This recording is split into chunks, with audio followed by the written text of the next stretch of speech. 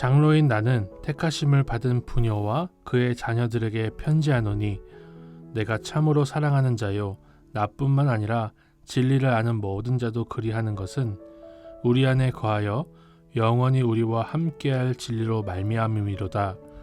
은혜와 긍휼과 평강이 하나님 아버지와 아버지의 아들 예수 그리스도께로부터 진리와 사랑 가운데서 우리와 함께 있으리라. 너의 자녀들 중에 우리가 아버지께 받은 계명대로 진리를 행하는 자를 내가 보니 심히 기쁘도다. 부녀여, 내가 이제 내게 구하노니 서로 사랑하자. 이는 새 계명같이 내게 쓰는 것이 아니요 처음부터 우리가 가진 것이라. 또 사랑은 이것이니 우리가 그 계명을 따라 행하는 것이요 계명은 이것이니 너희가 처음부터 들은 바와 같이 그 가운데서 행하라 하심이라. 미혹하는 자가 세상에 많이 나왔나니 이는 예수 그리스도께서 육체로 오심을 부인하는 자라. 이런 자가 미혹하는 자요 적 그리스도니 너희는 스스로 삼가 우리가 일한 것을 잃지 말고 오직 온전한 상을 받으라. 지나쳐 그리스도의 교훈 안에 거하지 아니하는 자는 다 하나님을 모시지 못하되 교훈 안에 거하는 그 사람은 아버지와 아들을 모시느니라. 누구든지 이 교훈을 가지지 않고 너희에게 나아가거든 그를 집에 들이지도 말고 인사도 하지 말라. 그에게 인사하는 자는 그 악한 일에 참여하는 자임이라. 내가 너희에게 쓸 것이 많으나 종이와 먹으로 쓰기를 원하지 아니하고 오히려 너희에게 가서 대면하여 말하려 하니 이는 너희 기쁨을 충만하게 하려 함이라.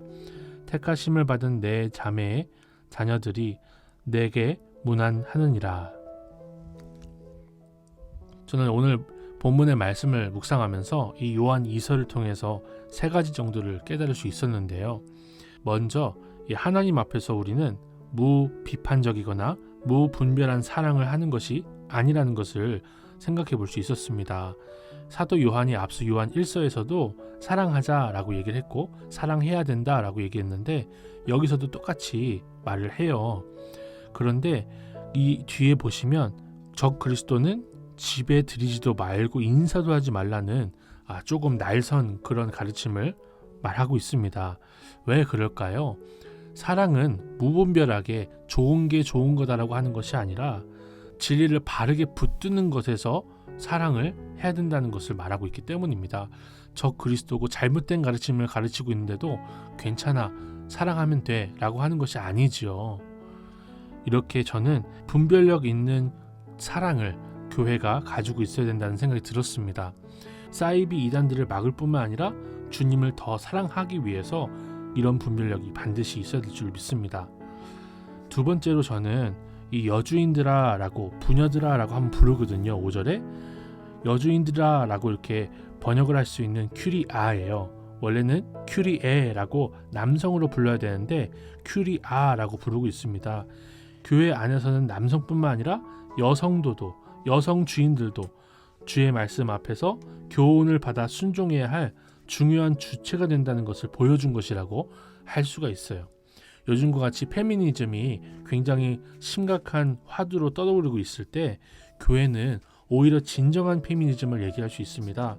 하나님 앞에서 남성이나 여성이나 주님 앞에 말씀 앞에 사랑해야 되는 그 주체로서는 동일하기 때문에 그렇습니다. 주님 앞에서 덜 중요하고 더 중요한 사람이 없어요. 우리 모두가 주님 앞에 선 하나님의 말씀의 사람들이라는 것을 잊지 말아야겠다라는 그런 생각이 들었습니다. 또 마지막으로 세 번째로 종이와 먹이 아니라 가서 대면하여 말하려 한다라는 12절 말씀을 생각하면서 저는 요즘 시대에 너무나 중요한 메시지라는 생각이 들었습니다.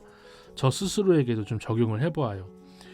종이와 먹이라는 것은 문명이 발달하는 가장 대표적인 핵심적인 그런 역할을 하는 도구입니다. 마찬가지로 우리 시대에는 인터넷, 온라인이라는 것이 그 역할을 지금 하고 있죠. 그런데 종이와 먹으로 쓰지 않고 직접 가서 대면하여 말하려 한다라고 하는 거예요.